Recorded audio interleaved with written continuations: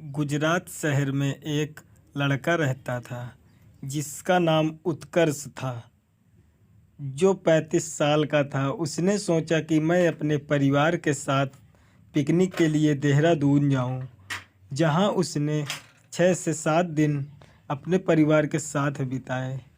जब वह अपने घर गुजरात आने लगा तो उसका पूरा परिवार गाड़ी में बैठ चुका था और वह रास्ते में आते आते रात के 2 बज चुके थे और वह देहरादून के पहाड़ों को पार कर रहा था। तब सड़क एकदम सुनसान थी और पूरी तरह पर सड़क सन्नाटा छाया हुआ था।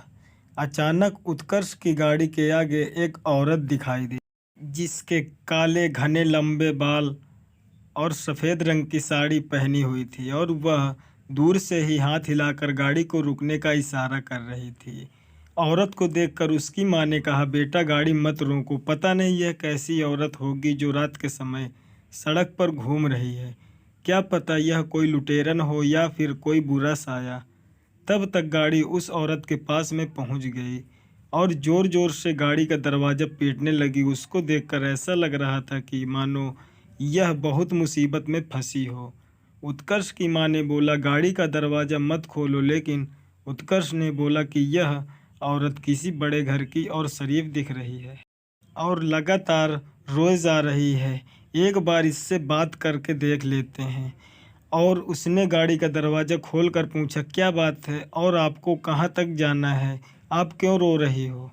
तब औरत ने बोला कि मेरी गाड़ी खाई के नीचे गिर गई है और उसमें पीछे वाली सीट पर मेरी छोटी बेटी फंस गई है। कृपया आप मेरी मदद करो। इतना सुनकर उत्कर्ष खाई की तरफ दौड़ा और उसके पीछे उसका पूरा परिवार भी दौड़ा।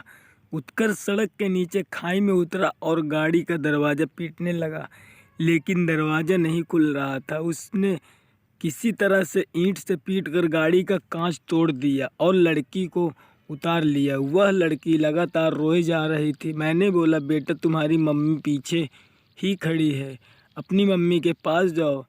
तब भी वह लड़की मम्मी मम्मी बोले जा रही थी। फिर मैंने उसको अपनी गोदी में उठा लिया और ऊपर आने लगा। अभी मेरी निगाह गाड़ी के आगे वाली सीट पर गई। शीशे के अंदर कुछ धुंधला धुंधला सा दिख रहा था। मैंने वह भी कांच तोड़ा तो देखा आगे वाली सीट पर एक औरत बैठी हुई थी, जिसका माथा फूट गया था, खून बहुत सारा निकल रहा था और वह मर चुकी थी। तब मैंने पीछे मुड़कर देखा कि वह औरत वही है। तब वह मेरे होश उड़ गए और तभी मेरा परिवार इकट्ठा होकर मेरे पास आ गया। यह भयानक दृश्य सब ने देखा। जो औरत मर चुकी थी उसी ने हमसे मदद लेकर अपनी बच्ची को बचाया। रात में हमें उसके बाद वहाँ कोई नहीं दिखा। हमने आवाज़ भी लगाई तो ही वह औरत दोबारा नहीं आई और हम बच्ची को लेकर अपने घर आ गए।